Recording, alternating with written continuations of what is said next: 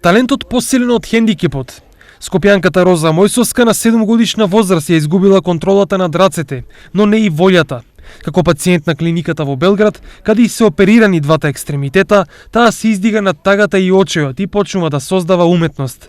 Наместо рацете, за сликање ја користи устата. Таму ми беа оперисани рацете и не можев да цртам, тогаш беше ден на жените 8 март. И сакаа сите да цртат честитки, а јас не можев. И ја зедов боицата во уста и тогаш нацртав цвет и тогаш видоа учителите дека имам талент за цртање. Роза е само една од многуте лица со хендикеп за кои телесниот или друг вид недостаток не е пречка за развој на талентот.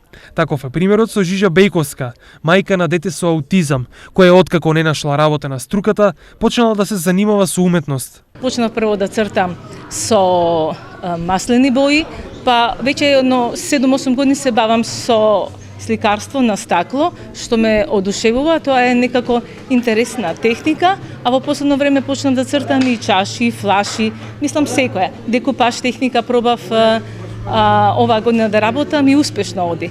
Делата на Мојсовска и Бејковска денеска беа дел од изложба во Штипската библиотека, а целта е да се испрати порака и да се подигне свеста кај сите граѓани. Ние сакаме да покажеме дека овие лица се дел од ова општество и еве може да допринесат.